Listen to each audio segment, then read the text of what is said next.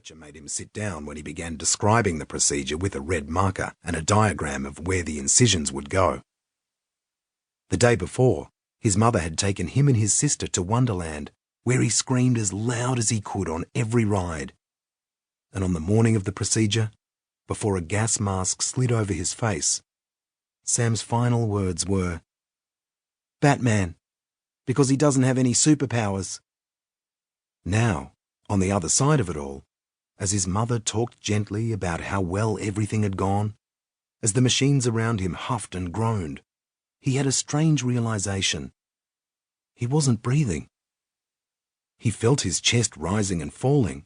There was air getting to his lungs, but he wasn't breathing in and out, not like usual. His mouth, his itchy nose, none of it was moving. There was no sensation of wind across his lips. The air wasn't passing through them. It was his stoma, a word the surgeon had used that Sam had forgotten until that very moment.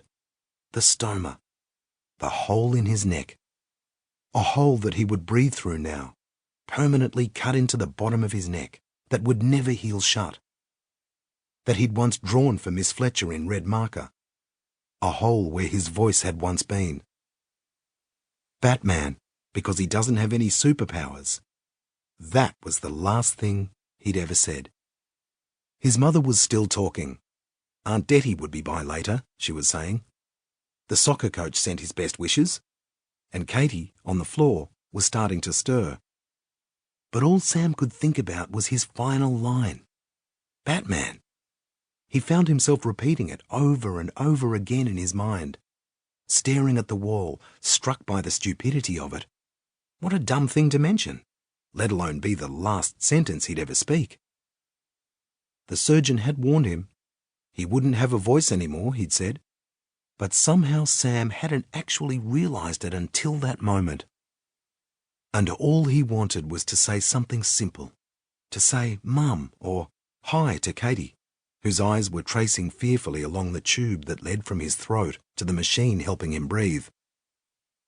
He felt cocooned in plastic and crisp cotton. Even his mother's voice, soothingly familiar, became just a wordless hum. He closed his eyes, letting his nose itch, letting the drip in his wrist sting. The distant, smoky feeling in his head swept up and over him, through his shoulders, his head, his eyelids, and he slept. He was woken by a doctor and nurse, and the slow whir of the electric bed raising him up. Once he was adjusted gently into place with pillows, the doctor looked him over, listening to his chest and scratching around on his chart, while the nurse busied herself plugging in some new instrument to the wall.